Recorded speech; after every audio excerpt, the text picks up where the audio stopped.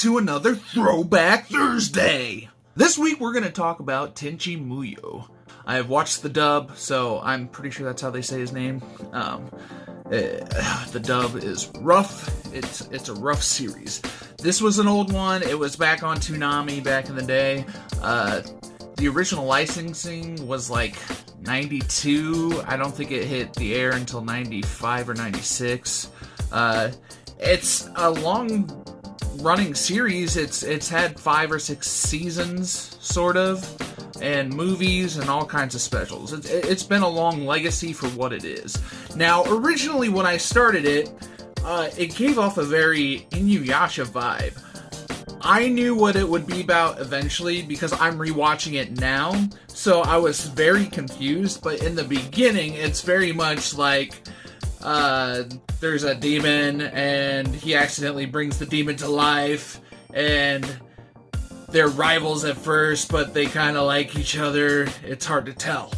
So, after watching a few episodes, and that being the premise going in, I was very confused because I was like, where do the aliens come from? Because I thought this had to do with space aliens.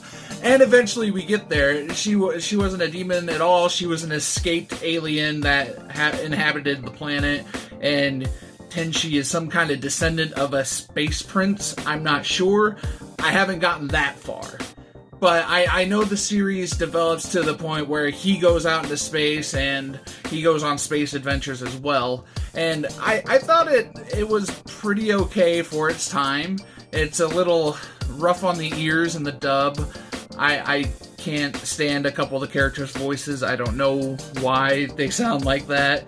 Because I know some dubs of the 90s are very good. This one's just a little out there.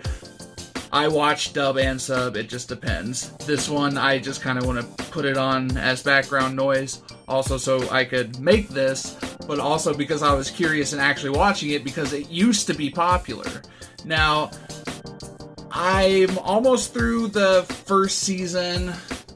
I might be through the first season, starting the second, and I'd give this series as a whole so far maybe like a 5 or 6 out of 10. There's a lot, there's not a lot, there's a good amount of fan service, the story's paper thin, and I know it's essentially a harem setup eventually, because it's just one guy and you get introduced girl after girl, even though it's hard to determine which one is supposed to be his main love interest. They designate one, but that doesn't mean that's who it is. I don't know.